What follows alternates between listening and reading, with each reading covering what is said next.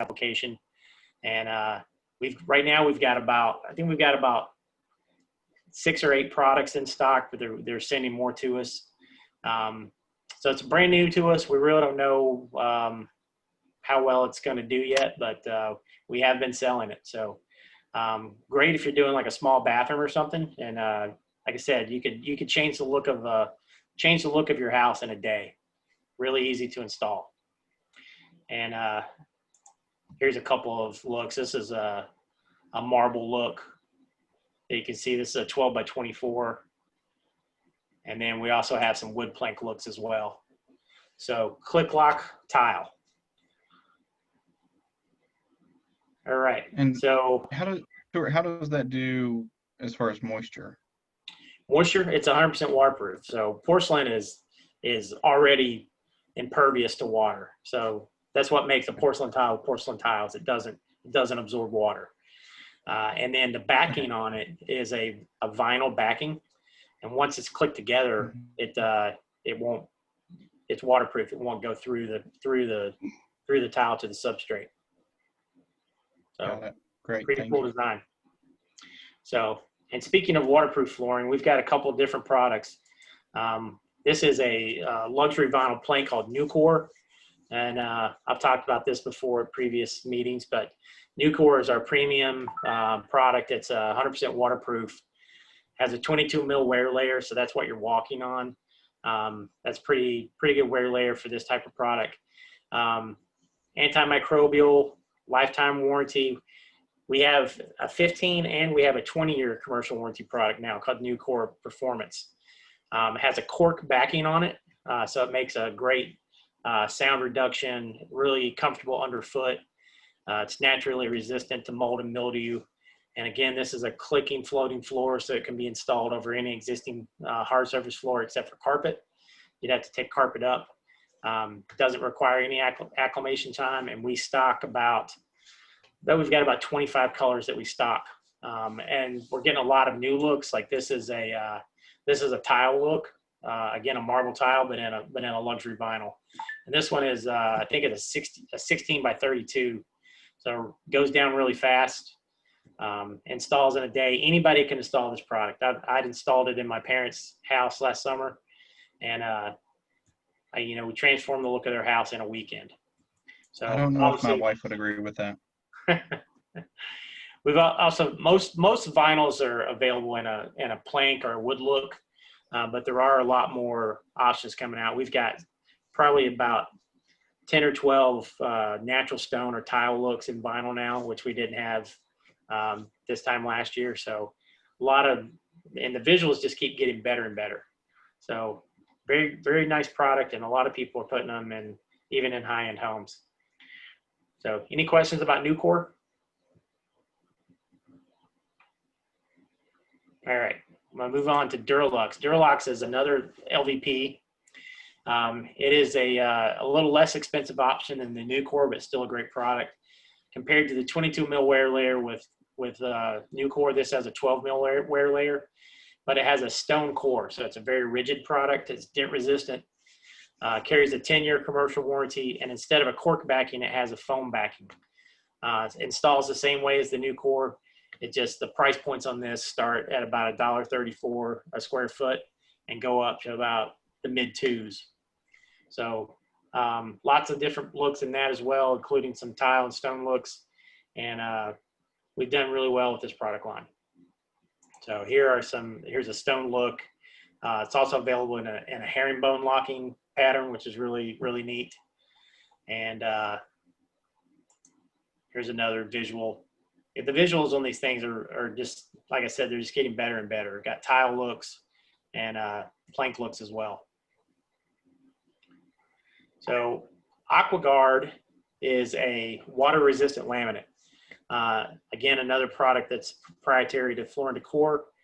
Laminate's been around a long time. What makes it water-resistant is the core of it has got little chips of melamine or plastic in it. So it has a tremendous wear layer, AC5 rating. That's the highest rating for laminate. Most of our products that we stock are 12 millimeter thickness, carries a lifetime warranty, extremely stable. You do require an underlayment. We sell about 6 different types of underlayment, and we stock all these products as well. So I'll show you some visuals. Believe it or not, the one on the left is a laminate, comes in a plank that are about 3 tiles wide. We've also got those herringbone locking laminate looks, as well as wood looks and plank looks. So they can, you're looking at a photograph of whatever they're trying to portray. So they can make any species of wood, any distressed look, a lot of rustic looks, real beachy looks. So you can kind of cater it to the style that you're trying to do in your home. So any questions about AquaGuard? Yeah, I've got one. You mentioned cork versus foam. Yeah. Can you tell me a little bit about the difference? I understand floating floors and why they're popular.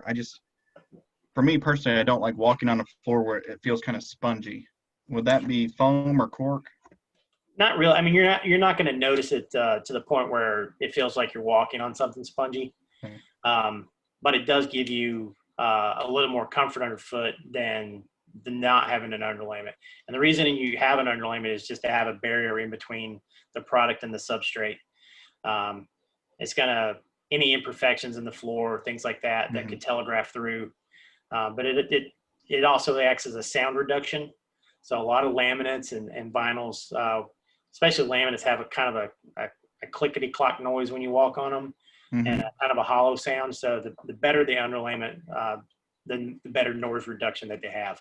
Also, they're also moisture barriers as well. So if you're going over a concrete slab, it's going to provide you a moisture barrier from anything coming up through the slab to affect the product. Good to know. So, and if you were going to do like a rental, would you do like the AquaGuard? And if you're going to do like a higher end flip, would you do the was it Dura something? Nucor Duralux. Yeah. It's a preference thing. We do have some actually some more affordable water resistant laminates than AquaGuard. We've got a couple of different product lines. So AquaGuard is just more of our top end product. But yeah, I mean, if you're doing a flip, you obviously don't want to sink a ton of money into it, but it depends on the price point of the home that you're trying to sell. You don't want to over improve a home if you're, so, but you also want to keep in line with what the market is expecting. So a lot of people expect tile in homes now, and a lot of people expect at least a hardwood look. But like I said, even the LVPs people are putting them in, higher end homes because of the lifestyle that you get from them. It's a lot easier to maintain if you've got large pets and kids and things like that. They're just a lot easier to take care of, and a lot more durable in the long run. Personally, I like the look of hardwood, real hardwood. But if I had 10 kids and 6 dogs, I might think differently about that. So all right, thank you for that. All it takes is one little small Shih Tzu to ruin a hardwood floor. Go with the vinyl plank. Oh man, and don't let me take up all the questions. So if you guys have questions, put those in the chat box, and I'll bring those up for our guests. Stuart, we got about 5 minutes or so. All right, I'll go through this quickly. So like I said, I manage our Premier department here. We're here to work with pros, and we consider a pro anyone that's buying floor covering, on a regular basis. So if you're, if you're renovating homes or improving homes, then we consider you a pro. So I have a team of people here that are here just to help you guys. We're here from 7 in the morning till 7 p.m.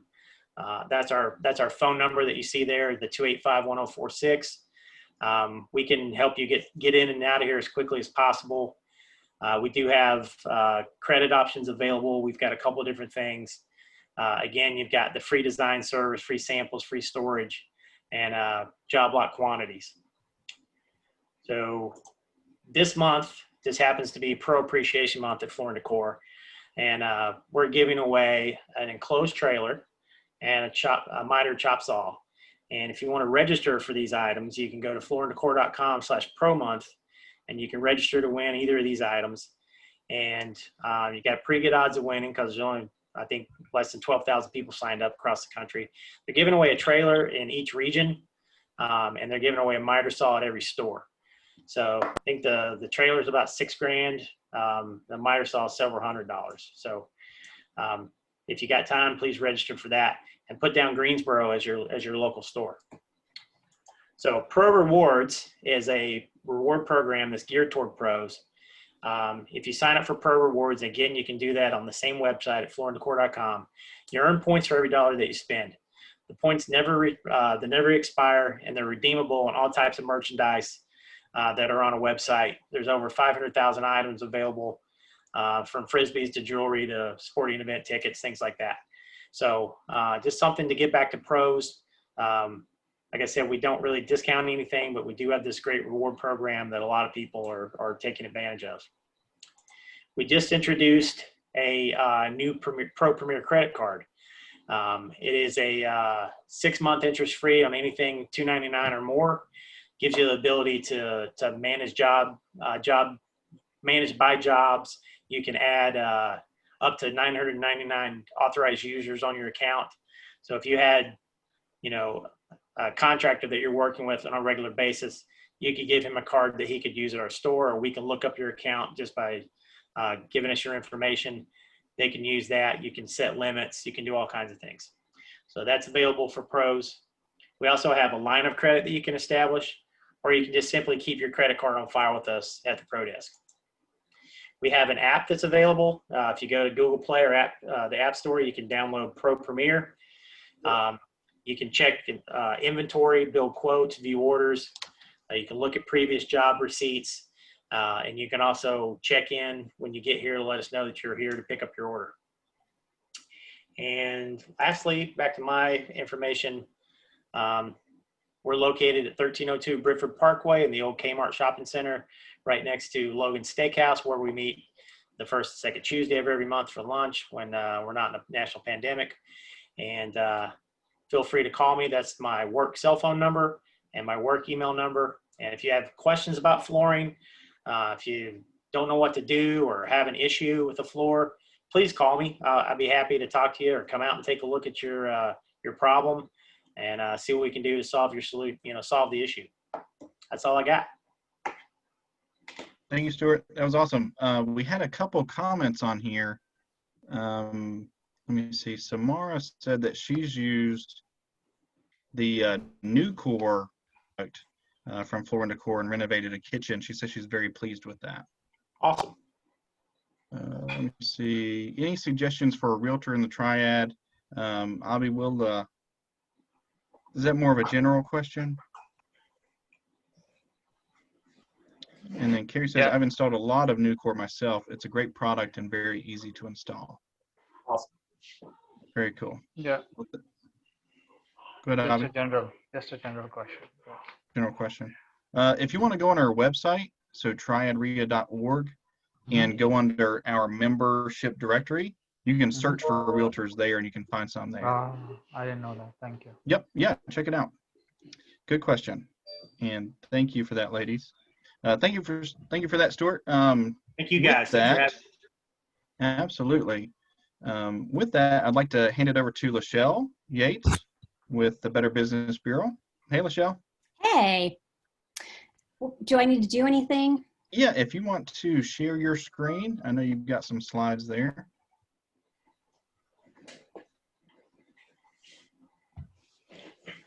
Yep, it's coming up. There it is.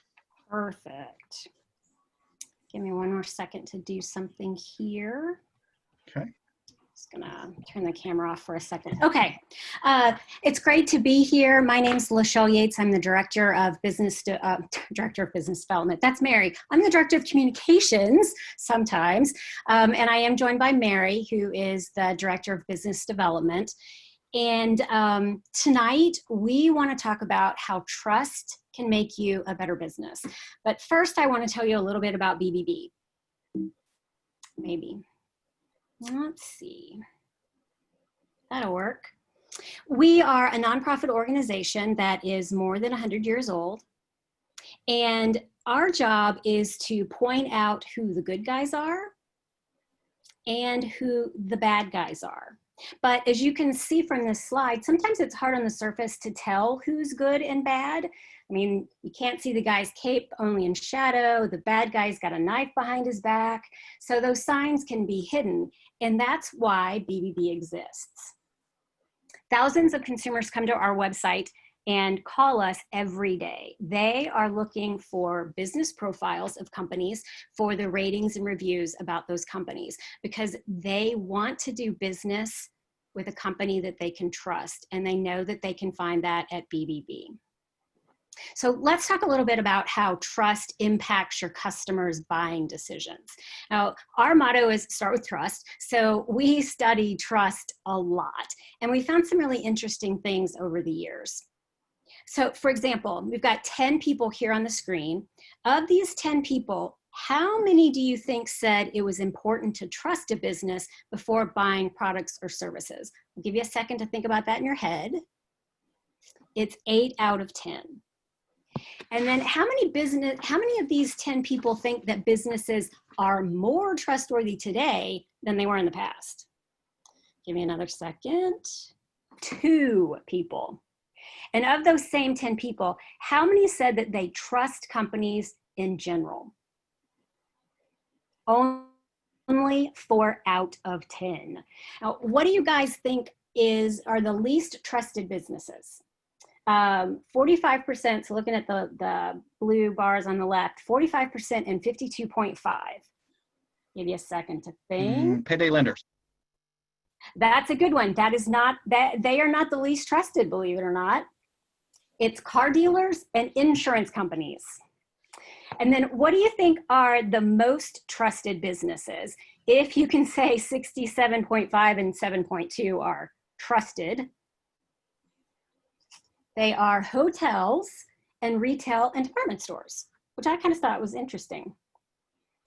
So as we can see, consumers have said it is important to trust a business before they buy from you. But as we've seen, they're not very trusting. But the good thing is if they do trust you, then almost 8 out of 10 people demonstrate it by buying from you. And there's other good news if they trust you. The empirical data that we have from our own research is that there is a high correlation between trust and loyalty. I mean, how many people shop at the same grocery store every week?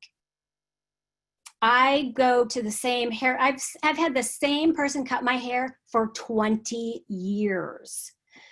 We all want to be that business who has that kind of loyalty. And people are loyal because after a purchase is made, you've formed a relationship that binds you with your customer beyond that initial purchase. But a trusting, loyal relationship doesn't just impact your customer's buying decision. That's the good thing. It can impact the buying decision of many other people as well, who could then go on to become your loyal customers.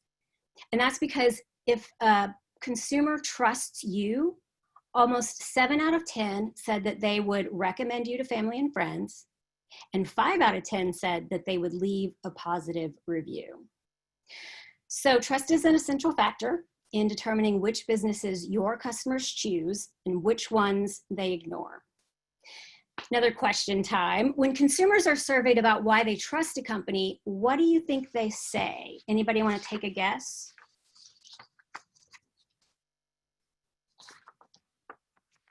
No. Okay. Well, I've got the answer. They say good customer service and quality. They say good reputation built over time. And they say honesty, integrity, ethics, and transparency. But what if your potential buyer doesn't know you? This is somebody that's not familiar with your company at all. They don't know that you have a good reputation. They can't know that you have good customer service. And I mean, they could look at your reviews. Maybe they would be recommended, but do you really want to rely on that? So how can they know? This is where BBB steps in. This is how BBB can help you harness trust to impact your bottom line. Because it turns out that there is one more quality that makes consumers trust a business. Anybody have an idea what that is? It is accreditation. 7 out of 10 people say that accreditation with BBB makes them trust a business. I'll say that again. 7 out of 10 people say that accreditation with BBB makes them trust a business. And people know that you're an accredited business because you have the seal that's next to that 4 block of pictures. And accredited businesses, they get to use the seal on their store windows, on their vehicles, on their website, on their business card, anywhere that a consumer can run into you. And that's where businesses are putting that accredited business seal. So why do consumers trust accredited businesses? They say honesty, integrity, ethics, and transparency was very important to them. And those are characteristics that our accredited businesses have. In fact, these are actually 3 of our 8 standards for trust that our accredited businesses live by. And these 8 standards were thought of by business people just like you. Now, it turns out that we have more to thank Coca-Cola for than just that cold drink. BBB actually started at Coke. Coca-Cola's own attorney said out loud one day, you know, all advertising is exaggerated. Nobody believes it. Well, an advertising exec for Coca-Cola was so worried about this that he called his colleagues from around the country and said, we have a crisis. We have a crisis of trust. And what are we going to do about this? Well, they all decided that they needed to create a community of businesses that were centered around the high standards of honesty, integrity, transparency in all their actions, not just in advertising. And they said that it was important for them to hold each other accountable to these standards. And that's how BBB started. It's also how BBB operates today as a community of trustworthy businesses, because not everyone who applies is accepted. And the board that's made up of business owners, they actually revoked 15 businesses in the last year for not living up to that high bar. So all of our businesses take this really seriously. So BBB accreditation plus your business equals trust. BBB accreditation will make your business synonymous with trust. But we also offer more than that, just that. We also offer a visibility. In fact, 70% of the people use BBB as their very first stop to determine the reputation of a business. They don't go to Google, they don't go to Yelp, they come to BBB. And contrary to popular belief, it's not just old people who use BBB. That 70%, it's not just old people. In fact, 45% of the users of BBB are under the age of 45. And they come to our website to look up individual businesses or to look up a directory, which is what you see there. And they find the accredited businesses that they want to do business with. And of course, accredited businesses get that seal, and see how the seal makes those businesses stand out from the non-accredited business at the very top. And we know that companies who use a logo in their directory listing get twice as much traffic as companies that don't, and only accredited businesses are allowed to show their logo.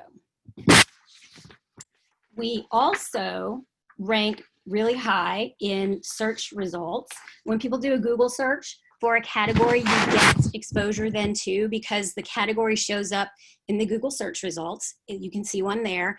And then if somebody clicks on that listing for roofer at the very top, it then takes them to a directory listing like I just showed you that shows you the businesses. And we do rank pretty high. BBB.org has a high trust factor. Google likes sites it can trust, and that's according to Search Engine Land. And then there's one final way that we can increase your visibility. Accredited businesses get to take advantage of our Request a Quote program, which we've actually just changed to Get a Quote because consumers respond to that more. And the program makes only accredited businesses available to people who want an estimate on a job. And they do that by just clicking on a link that says they're, request a quote or get a quote. And the button is either in the directory listing or in the individual business's profile. And once they click that button, then we send that request directly to you. So here's a consumer that is ready to buy, and we're going to send them straight to you. So that's the other way that we really increase visibility. So are you ready to see how trust and visibility can make you a better business? And as Mary said, one other way that we help is that we do give a discount to Triad REIA members. Anybody have questions? Thank you for that. I don't have a question, but I need to show you this. Oh, nice. Thank you. Yeah. That is fantastic. That is exactly what you're supposed to do. Yeah, that's the postcard that we sent out. We sent out about 10,000 of these. And I talked to Mary about this, what, a couple months ago, maybe? Yeah. Yep. And so I wanted that to be on my card. Yes. So I called Mary up and I said, sign me up, make me an accredited member. So we did that. And it's a great discount too. So we appreciate that. Yeah, well, and it's important to put that accredited business seal on everything because you don't know how a customer is going to stumble into you. So if you only have it on your website and not on that direct mail card, how do they know that you're different than anybody else? So I think that's fantastic that you're doing that. Yep. I've got it on my signature and my emails. Can you say that on a voicemail or is that weird? Oh, like, no. Tyler Lau with Green Silks Realist. Absolutely say it. This is, what's the name of your business? Green Silks Real Estate. Oh, hey, yeah, I saw you. We do social media posts about our new accredited business. Oh, yeah, that was me, yeah. And oh, that was you with the packet. Yeah. That's awesome. Yeah. Well, we're just thrilled. But do us a favor and, keep track of, where your customers come from, your new customers, because a lot of times, and I have actually been having to do some work around our house. And of course I go to bbb.org to look for accredited businesses, and businesses just aren't asking why I called them. So, and of course it was because of BBB. So I urge everybody actually on this list or on this webinar to keep track of how customers hear about you, because that's going to tell you what types of marketing are working best for you. And sometimes we think it's one thing when really it is something else. Gotcha. That's very helpful. Thank you. Do you guys have any questions for Lachelle or Mary?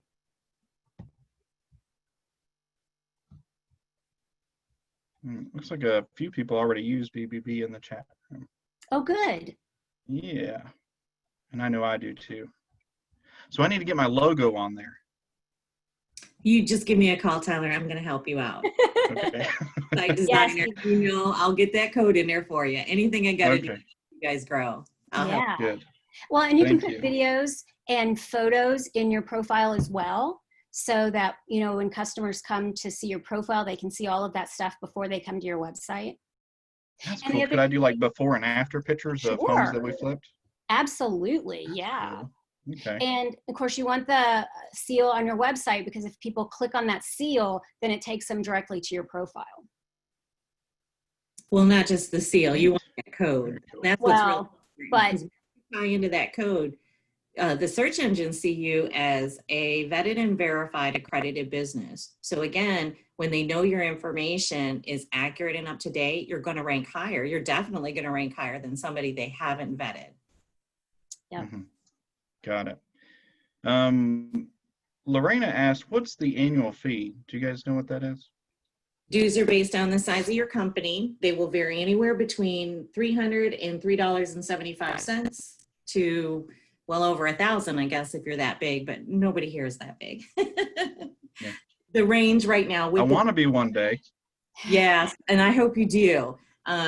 So I would say less than $400 or $500. It just depends on how big of a company you are, Well, and how I always think about something like that, anything that will help you with your marketing, is I think about like, how many sales would I have to get as a direct result of whatever that is to pay for itself?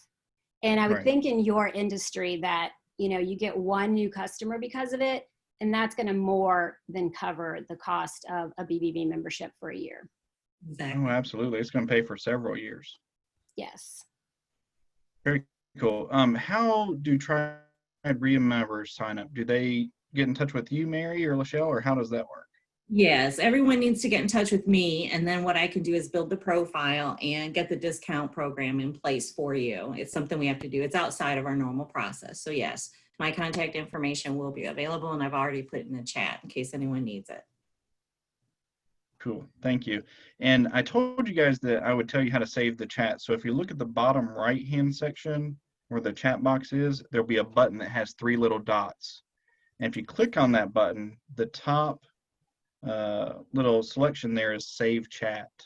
So you can actually save the chat to your computer after everybody's done. So check that out after everybody's done. Make sure you do that. That way you can save everybody's information.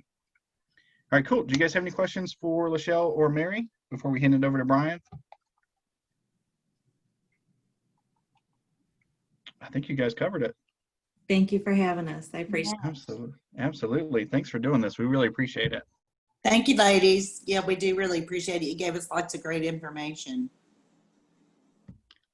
All right. Brian, are you with us?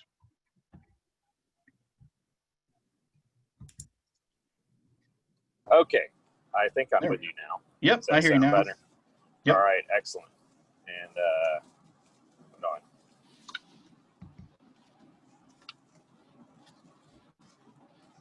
All right, so I am here. Are we ready to go? Yep, I've got your first slide up.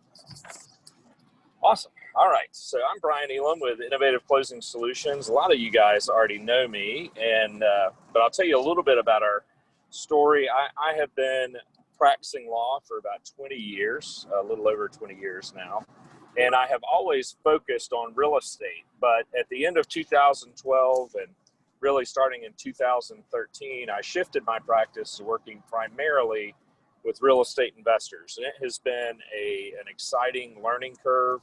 I had a couple of very active real estate investor clients who really worked with me to help me to understand the issues that real estate investors face. And boy, I just found out I really enjoyed the challenges and the creativity that real estate investors have. So I've not looked back from that, and I don't intend to stop working with real estate investors. As a matter of fact, right now, the work that we have with real estate investors makes up about 95% of our business. So it's really the lion's share of what we do. We do serve the greater Triad area. So if you can think kind of Winston-Salem, Greensboro, High Point, and then all the contiguous counties there, we do have a listing of the counties that we cover on our website, which is just our domain. It's our company name, innovativeCloSingSolutions.com. And I've got our telephone and fax number there. The numbers are the same. Somebody smarter than me has a computer system that figures out what's supposed to be what. All right, so that's enough about us. I'd like to get started tonight talking about surveys. So the first, I'm going to ask a series of questions, and the first question I have really is, what is a survey? And I believe that we sent out a PDF to the folks on the call. If not already, that'll come out a little bit later tonight. But you should really look through that PDF. It talks about a lot about what a survey is. I kind of have a practical definition here. Well, I think it's practical, but I'm a lawyer, so it might still be complicated. A survey is a physical inspection of real estate by a licensed professional who will provide the data collected on a two-dimensional pictorial representation. So that's a whole bunch of words, but really what it means is somebody who had to go to school and pass a test and has to continue to learn every year and is governed by the state of North Carolina actually goes to the property, takes down measurements, looks at what's going on there, and then draws that out on a sheet of paper to provide to you. And many people misunderstand this, but an attorney does none of that. We rarely go physically to the real estate that we've been hired to do a title search on. And a surveyor does some of what attorneys do. So the next question we have is really, what does a surveyor inspect? And they begin, this is on the next slide, Tyler. They begin at the Register of Deeds office, and they look at both vital records like death certificates, birth certificates, you know, those kind of things, marriage licenses, and also at deeds, not just for the property they've been hired to survey, but also for neighboring tracts of land. Now, I grew up in a very rural county. There's a lot of farms there, a lot of large tracts of land, and land would be in family for many generations, 5 and 6 generations, and surveys would not happen that often. And I actually, in high school, worked at a surveying firm. So I have a little bit of hands-on experience with this. I worked there for about 2.5 years and enjoyed it, but it was really challenging too, because we would always begin in the Register of Deeds office. And that really was where the beginning of the research occurred. And then after that, we would go over to the county tax office and planning department to get a good feel for what they thought the property was supposed to be. And all of that happened before we ever went out to the property itself. And as you can imagine, when you go out to the property itself, you learn lots of things. For instance, we studied a case in law school where some really smart Yankee decided they wanted some mountain property here in North Carolina. And so they bought it sight unseen, no realtors or anything. And this, slow talking, slow minded North Carolinian just charged that Yankee a lot of money because it was a lot to him, but it was not much to the Yankee. And the guy was so excited, and he came down here and drove up and down the road, and he could not find the driveway. The property he bought was the side of a cliff. And so he would have had to rock climb to get up to it. Well, having a survey, the surveyor would have told him that on the survey map. They would have gone out there and said, hey, do you like rock climbing? Because you're not going to be able to get to your property that you just bought unless you do. So you can imagine the things you can see. You can see roadways. You can see joint driveways that may not be revealed on the Register of Deeds records. You can see that the neighbor's garage looks like it's behind your house. Just those kind of things pop up as soon as you go out to the property. All right, I think we're ready for the next slide, Tyler. So my question really, and this is I've heard from a lot of realtors, and I try to correct it when I hear it. Many realtors, many lenders will say to buyers, oh, you don't need a survey. They're going to do a title search. And they are two very different things. We'll talk about that in just a little bit. But a lot of times they're assuming that the buyer does not want to spend money. They're not trying to, bamboozle anyone or take advantage of anyone. They're really trying to conserve the buyer's money. But I would just say you should think about what kind of closing it is. So if it's a cash closing, it's not going to be required. And people are probably not even going to bring up the idea that you should get a survey. If there's a lender involved, it could be required. That is very typical on commercial loan transactions. Residential loan transactions, not so much, and we'll talk about why in just a bit. And again, as we were just talking about, it really makes a difference if it's a residential property or a commercial property. As you can imagine, on commercial property, there's a lot more to understand. You have impervious area requirements. You might have to have a certain number of parking spaces. All these things you could have to determine for you. And then a really central question is it new construction or existing construction? And honestly, my answer is always you should have a survey, whether it's new construction or existing construction. A new construction, funny story also, this again was in the mountains of North Carolina, was a couple had bought bought a lot to build a mountain home, and they lived elsewhere in North Carolina, and they were very excited. The builder was getting started without them, and they go up, and the foundation's in, and the framing is almost done on the lot next door.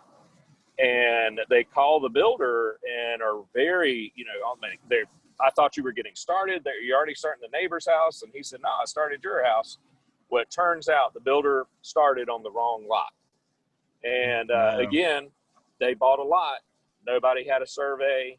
Nobody was out there taking a look at it. And the builder just pulled up on the wrong lot. I mean, it was a big mess. Thankfully, they were able to locate the neighbor, and the neighbor was really great about it, and they traded lots. And the neighbor was awesome. really, yeah, I know. I mean, it could have turned out a lot worse. The neighbor could have made them tear it down and move the house. Also, one thing to kind of understand when people are saying, no, you don't need a survey, there's going to be a title search. There's a big difference between title and location. So as a closing attorney, we always do title searches, and I'll be honest with you, it's as much to protect me as it is my clients, because I don't want my clients to ever come back and say, well, I wish you would have, or I lost money because you didn't. So I really take the title search very seriously, but all that the title search is going to reveal to us is, as best we can determine, who owns the property and what liens or other encumbrances there are against it. You know, whether they borrowed money, whether they got sued, whether they granted easements or that type of thing. But I can't tell you where that house is. I can tell you where the tax office thinks it is, but I've seen the tax office be wrong before. So the surveyor really helps to connect those two things, to say the person who owns this property owns it right here. And so they really bring the title issue and the location issue together. Another thing to keep in mind, because lenders will say this because it's true for them, oh, you don't need a survey, there's going to be title insurance coverage. And the title insurance will protect the lender without a survey, but it will not protect the property owner, the buyer, without a survey. So if you don't get a survey, title insurance is not going to cover anything that a survey would have shown, like an encroachment or a joint driveway or easements or anything like that. It's just not be covered by your title insurance. All right. So what is important about the survey map? I'm going to talk about all the boring stuff first. It's really just kind of the technical data. And I say it's boring, but this kind of stuff excites lawyers, because if any of this stuff is kind of missing, the map could be invalid. And there was actually a subdivision down in Charlotte where the subdivision went defunct. This was back in 08, 09 when the market was falling apart. And the survey map was missing the planning department seal. And so that meant none of the lots validly existed. Now, we all know the housing prices in Charlotte. You imagine $1 million of improperly built homes down there. So this can be a really big deal. So the surveyor seal is the biggest thing that it contains is what we call the closure ratio. People smarter than me will understand there's a difference between true north and magnetic north, and surveyors, they study a lot of math and they understand how to calculate this thing. And you'll have a number. It'll be like 1:23,000. And what that means is that for every 23,000 feet linear travel, you could be 1 degree off one way or the other. That's a really good closure rate, as you can imagine. So that's the most important thing there. Ground. We talked about the planning department seal. Really, there are kind of two kinds. There's one that the planning department signs that says we didn't review this and we don't certify it for any reason. And there's another one that says we've reviewed it. It's a valid subdivision, or it's a valid parcel of land that has been qualified for septic permit, is one of the big ones that you'll see on there. Also, there's an owner's statement where the owner will come in and say, yes, I am the owner. That's a big deal, because it's a crime if they lie about it. So, this is a serious thing. They're saying, I am actually the owner of that property, and here's how I'm the owner. It'll contain a deed reference many times, or it'll reference an estate. And they sign off on it, certifying the plat itself. Also, there's a legend, and I don't, you know, when I used to take road trips with my family as a kid, I always loved looking at the maps, and I started with the legend because it would tell me what I was looking at. And it's the same thing on a survey map. They're going to have a bunch of letter codes all over the drawing, but they'll have a legend that will explain what all those things are.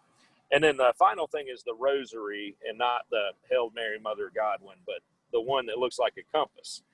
And that is really important because it helps you to orient the map. You can tell, it tells you where north is, so you know which way the property lines are actually facing. That becomes really important when surveyors make a mistake on their map. All right, so speaking of the map, the next question is, what is important on the map? One, I always start by looking at who the neighbors are, because that'll tell me right away if there's a discrepancy between what the tax office is saying,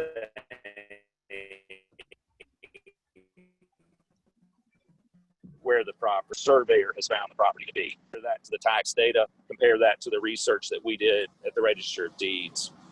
Also, these are easy to spot, are easements, driveways, other roadways, and especially on commercial surveys, we're looking for curb cuts. So with your residential house, the Department of Transportation, unless it's a limited access roadway, they'll let you put your driveway almost anywhere. But on commercial applications, you can't do that. You have to get specific approval from the DOT about where the entrance and exit is and what the traffic's supposed to flow like. So the surveyor will actually show that on the survey map. Other things that can be located are utilities. You'll see utility poles or gas meters or water meters. The surveyor is not typically able to locate a septic tank, but that makes sense because he also couldn't locate the gold that's in the backyard either. So, you know, it's all underground, so you can't really see that. And then the big one, this is the one,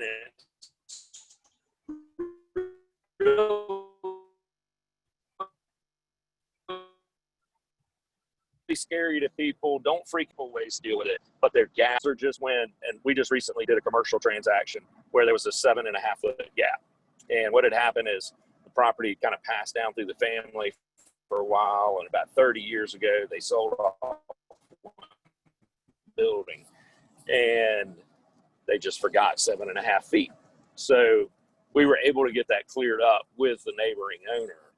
Also, funny story, in that same one, all 4 walls of the building were over the property line. So it was on a corner. So 2 of the walls were out in the street, or really the sidewalk, and the other 2 walls were on the property of the neighbor. So that one we're still trying to resolve, but we're going to find a good way to figure that one out. But again, there would have been no way of knowing that if my client hadn't have gotten a survey. And the survey was not cheap on that one because it was a commercial one, but it was absolutely worth it. So speaking of cost, this one is really where I think the rubber meets the road, and why it's important to understand about surveys and to actually get a survey. Who is going to pay?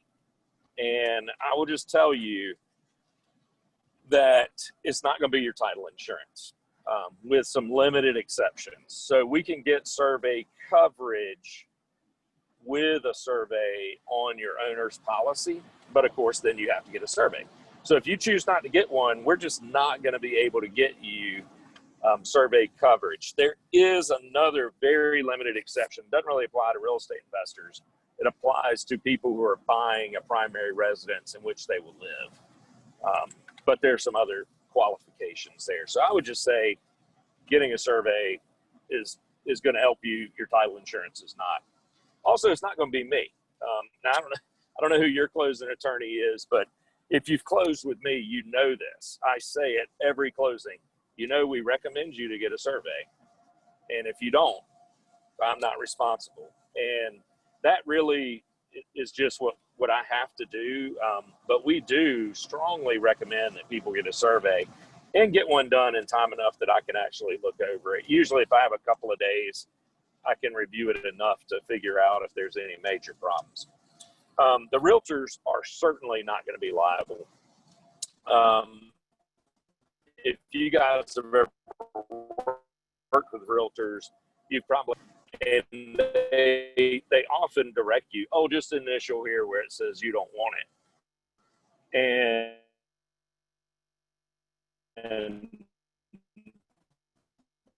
I would just really look through that.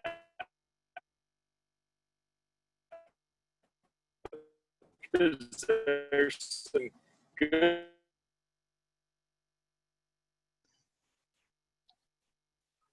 services in there, like pest action surveyor, the appraiser that you didn't want it, so they're not going to be responsible.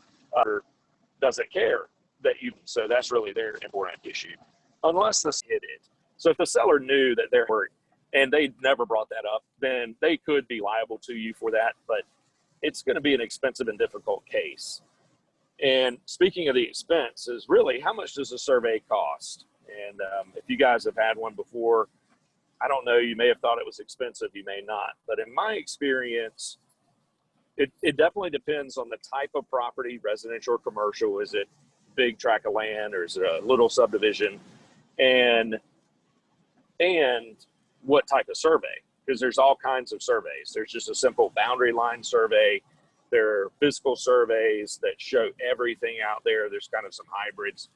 But in my experience, a survey will run about $350 to about $3,500. Now, the $3,500 does seem like a lot, but it really isn't. I usually see numbers like that. For instance, on this commercial transaction that I was talking about where the neighbor's building went over on all four sides, the survey on that one was $850, and it was a $220,000 transaction. So, I think for what you're spending on the property, it's not that huge of an expense. If I could spend, $700 and save $200,000, that seems like a pretty good investment. All right, so I'm ready to take any questions that anyone has about surveys. I've got one for you while we're waiting for those to come in. So I sent out my mailers that have the accredited member logo on there. Yes. And so I had a lady call me, and she owns a home where the sellers that she bought it from were getting a divorce, and they divided the property in half. Well, it just so happens the property line goes right through the garage, but she owns both parcels. So is there a way to rejoin those two parcels and just make it one again? Oh, wow. Oh, I think we're losing you. Actually called a research. Oh, sorry. I'm not still there. Yep, there you go. Can you hear me now? Yep. Okay, all right, great. So that's a great question, Tyler. It's actually called a recombination. There's a couple of different levels of that. Like if each parcel has a separate tax ID, there has to be a little more involvement with the county. But if it's all one tax parcel, then it's really easy to combine those back. Sometimes we have to have a new survey done that shows the two tracts joined together, and then that'll be enough for us to work with the county. That's interesting. They had to know that when it happened, or did they build the garage later? No, I think the garage was existing, so they had to have known that. Yeah. Wow. Well, Shakespeare said, "Hell hath no fury like a woman scorned." So I guess that was a bad divorce. She was getting her half of the garage too. He got the half of the garage. That's all he got. All right. Let's see. Do you guys have any questions for Brian while we got him here? I'm gonna check the chat real quick. Let me figure out how to do it. There we go.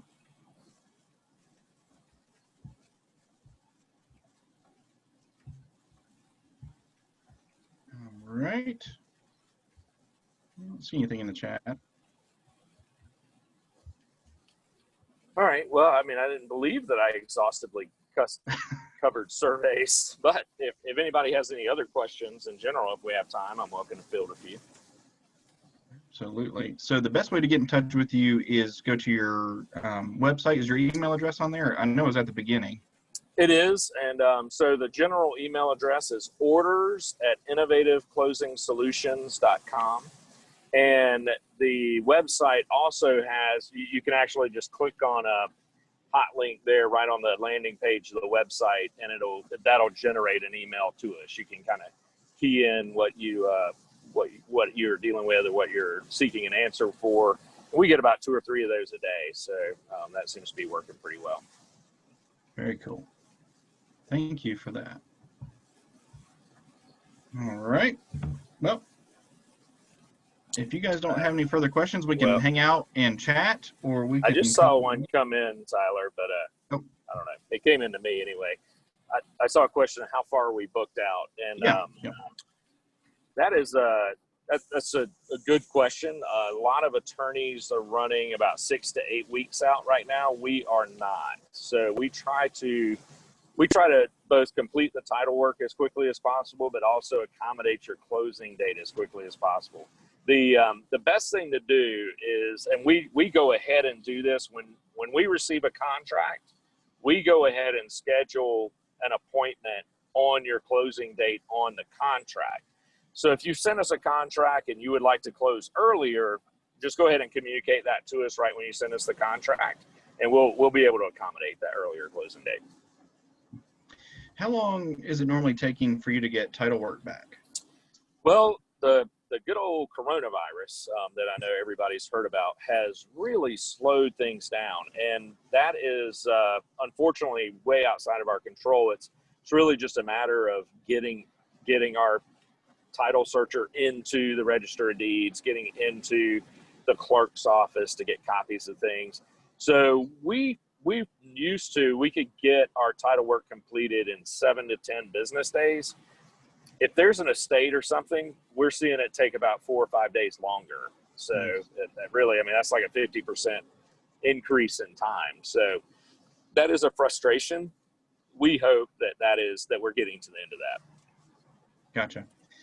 Lisa also asked, who you use for surveys? Do you have a preferred vendor? Well, I have a couple that I've worked with. One more recently that I've been really impressed with. I like the detail and the things that he puts on the survey map, and that is Robert Kale. He's or I think it's Robert. It might be Roger, but it's Kale Engineering. Kale, like the thing that you wrap around sushi. And so Kale. And then Triad Land Surveying, they're out of Kernersville. I've worked with them for years, and they've been really good. And then somebody that's in Winston-Salem who is both quick and relatively affordable is Tom Riccio, RICCIO. So all of those are firms that we've worked with. I've been very impressed with their work. Gotcha. Okay, I just put those in the chat box. Awesome. Thanks. Carrie asked if you have a minute to answer a question about the CDC moratorium. Oh, yes. What's the question?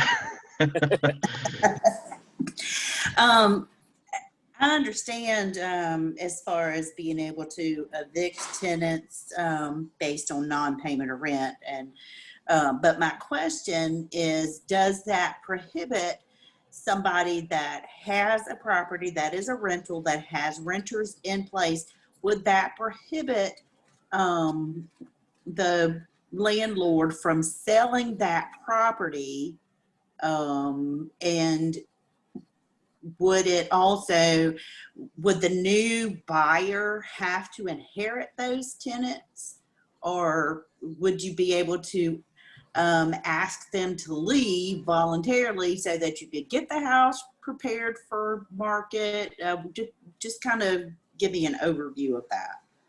Right. So, well, first thing on the eviction for non-payment of rent, you guys be on the lookout for the newsletter. The next newsletter, we're going to have a legislative update that goes into that in a little more detail.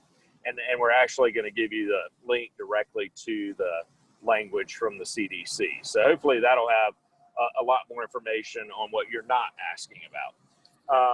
And if you're not a member, you're not getting the newsletter. So that's another good reason to join, is you'll get stuff like that. But as far as selling a property, this is the rule with the current CDC outlook and before that. So if you sell a property that has a tenant in it, the buyer inherits the tenant and the lease that they are on.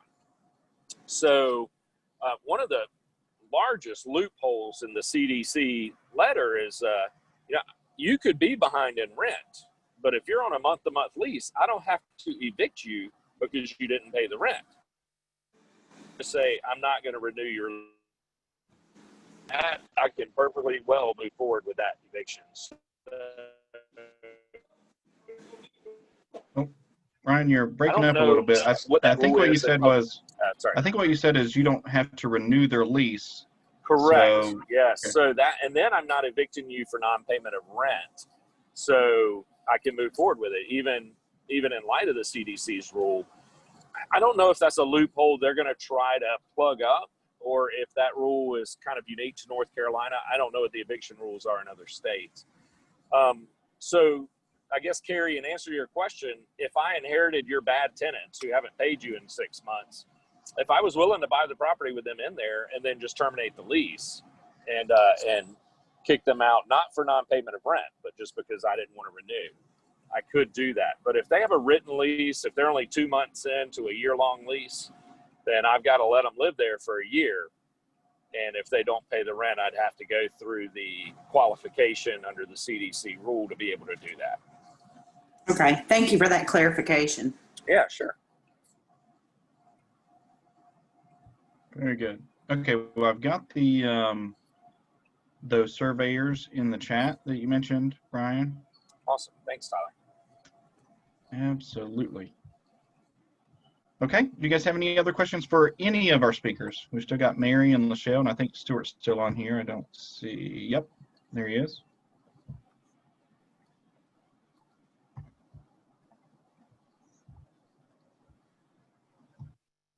All right. Well, those are all good questions. We'd like to thank everyone for joining us for the main monthly meeting, the 2020 Triad REIA EXPO. We really enjoyed you guys coming. Like Brian said, look out for our legislative update in our newsletter. And if you're not getting our newsletter, that's because you're not a member. So if you're a member, you get our newsletter sent to you in the mail. So check that out. If you're not a member, sign up. You can visit our website, triadrea.org. There you can find our most up-to-date information. And you can also email our board at board@triadrea.org.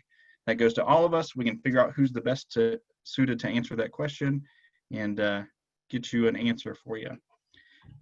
We do have a couple giveaways that we'd like to give out. Let's see, I've got a randomizer here. So I'm going to spin the wheel. 16. Let me go back to Zoom.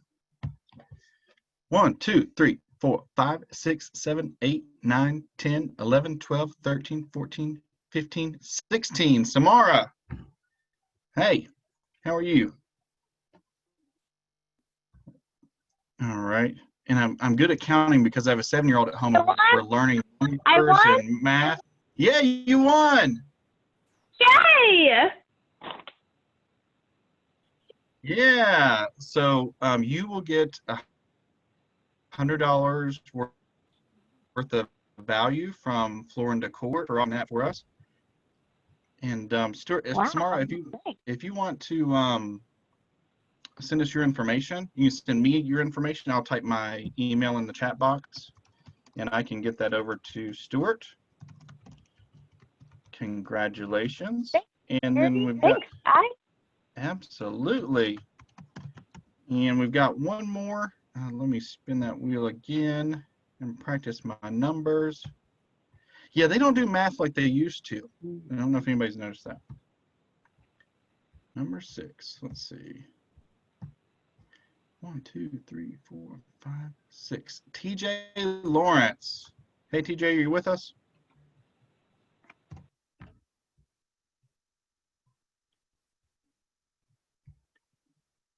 Okay, he said yes in the chat box. So we have $100 gift card from Brian Elam with Innovative Closing Solutions. So thank you for joining us. If you want to send me your information, I put my email address in the chat box.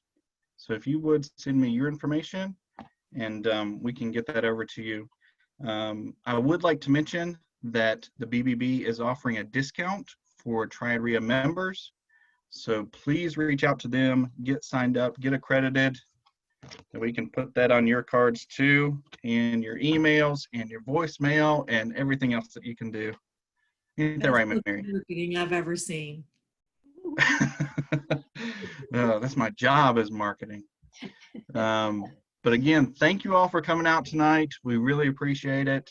If you would come see us again next month, we have lunch meetings the first 2 weeks of the month, which are on Tuesdays now. So not Thursdays anymore, so just Tuesdays. But check our website, triadrea.org, and you can find out more information there. Celeste, do you know what's coming up in October as far as lunch meetings? So the first one, I'm sorry, you caught me off guard. Sorry. Yes, All right, well, we do. I'll talk about our Hold main on a monthly second. meeting. Hold So on. October, okay. October 15th, we are going to have Emmanuel Guarino here from, well, he's not going to be here, but he's going to be online on our Zoom meeting from Residential Assisted Living Academy. And so what they do is really cool. They invest in single family homes that are pretty good size. And what they do is they divide up rooms, or they rent out the rooms by themselves. And they put assisted living folks in there. So people that are in need of help with their living, they help them out. They give them a place to live, and you can often make, a lot more per room than you can for the whole house. So whereas you might be able to get $1,000, $800 for a house, you might be able to rent each room for substantially more. So, let's say 2,000 a month, something like that. So you're going to quadruple your money. So a really cool way to raise your revenues. And they're going to be here October 15th, or on the Zoom meeting October 15th. So if you haven't already, check out our website, sign up for that. You can go to calendar of events, look under October 15th, and you'll find some information there. You'll also see a lot of emails come out from us. So we're going to give you some more details about that coming up. And then Celeste, do you have lunch meetings? Yeah, so October the 6th, we're going to have Ricky Sarvis from Sarvis Home Inspections, and he's going to be talking to us about multifamily home inspections. And then on October the 13th, we will have, the topic will be, what is a REIT, a real estate investment trust? And his name is Jeff Miller. Jeff Miller from Highwoods Properties. Cool. We do a lot of work for Highwoods Properties. This is a pretty big company.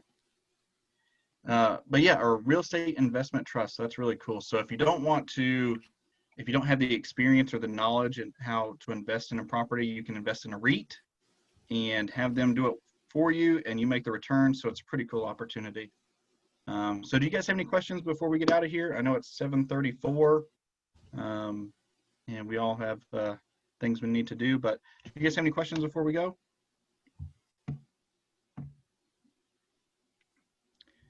I think that's a resounding no. Okay. Well, I want to wish everybody a good night. Please feel free to reach out to us, board@triadrea.org. And with that, thank you all. Have a good night. Thank you. Bye. Thank you to all of our speakers. Really appreciate it. Yes, thank you so Thank much. you for And giving save us the your chat. time. Yes. Thanks for having us. Bye.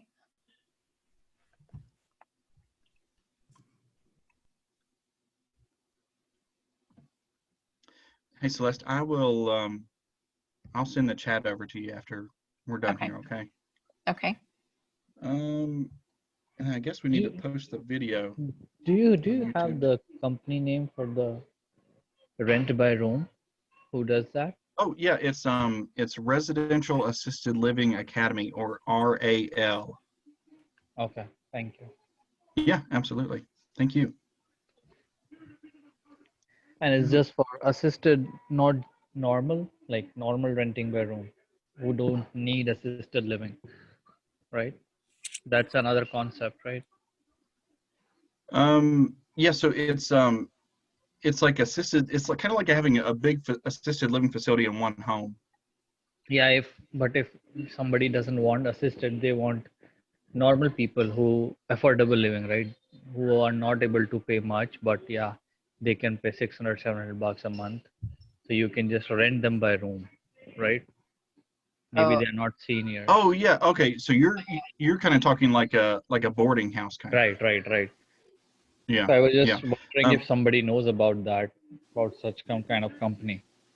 I don't know a lot about it. I know that I would speak with a real estate attorney about that because there are certain zoning things that you have to watch out for with those. Yeah, Um, so NC or Wake or yeah, these they don't have. They just have that okay, more than four are not allowed in the house. okay, They can, but if they are less than five, I think they don't care. They can stay in a gotcha. house, whether single Okay, family or townhome. So, but I was just wondering who manages them. So that's all. gotcha. Yeah, that's a good question. I'd like to hear about that. I'd love to hear how the boarding houses things work. So maybe Yeah, we can. here I think in Morrisville, Cary, there are a lot of houses people are doing in townhome, single family, but they self-manage it. But I was tending to go towards if we know someone who can manage it, right? Mm-hmm. Self-managing is a big hassle. So, Oh but yeah, it's very profitable. People are doing it. It's very profitable, but I don't know how do they do that. It's difficult. right. That Yep. would be a